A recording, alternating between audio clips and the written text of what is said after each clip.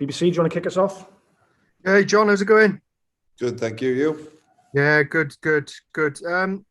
How's this week been for you then as captain? How different has it been this week to a regular test week for you? Obviously, I have to do a lot more press, which I'm obviously overjoyed about. But no, it's been good. There's a lot more responsibility. There's a lot of new faces, and thankfully I've still got some boys with experience as well to help me out as well. So it's been probably a bit more talking and organising, but it's something I've enjoyed fully. Yeah, you mentioned the mix of youth and experience there in the team. How excited are you to see what maybe the younger guys can bring on Saturday?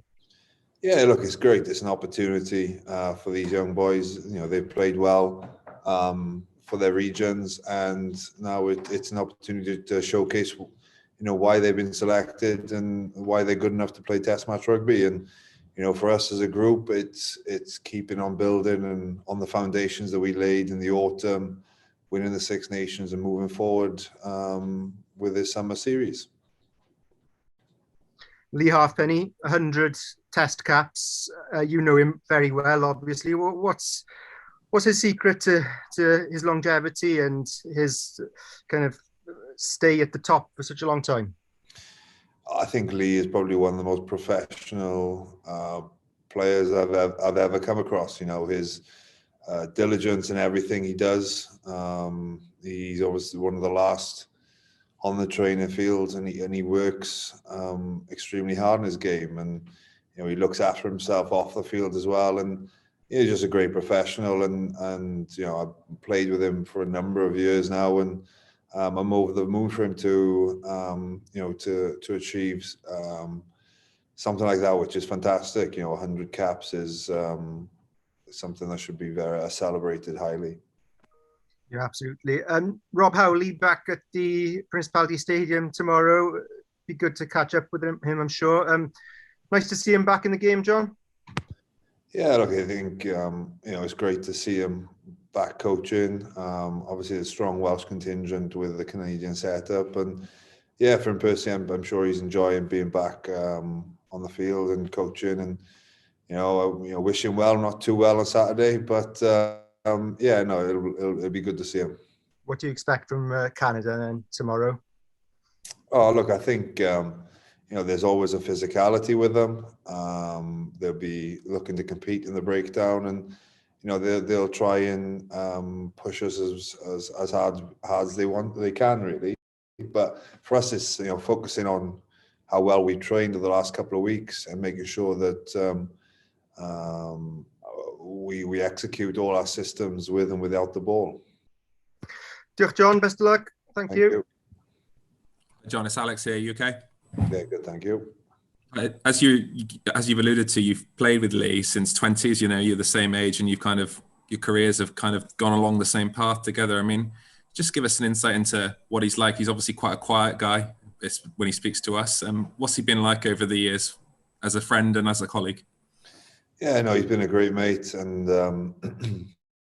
he's won me quite a few medals over the years, I have to say. So I probably owe him a beer or two. And look, I think I've always enjoyed playing with him, and he is great fun on and off the field, especially when he's relaxed and at the end of a campaign or something like that, he lets his hair down.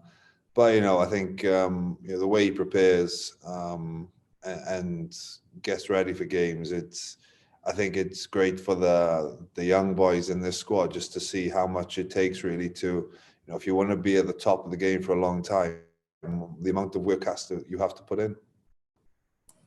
And like you said, a guy who's at the opposite end to him is Tom Rogers. Maybe just tell us a bit about him. You obviously see him every day at the Scarlets as well. How talented is he?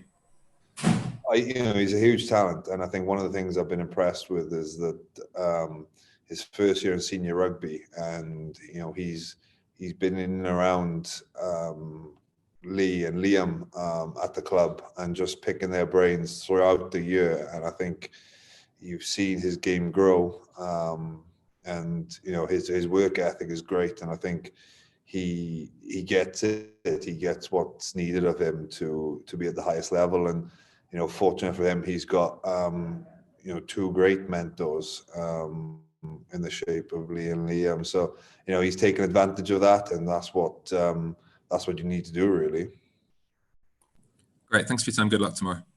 Cheers. John, in sort of these Lions years, how important are these in setting the tone for the next sort of two building up to the World Cup? Obviously, with a few more players getting their chance. Yeah, obviously with the players away from the squad on the Lions, it creates opportunity and it makes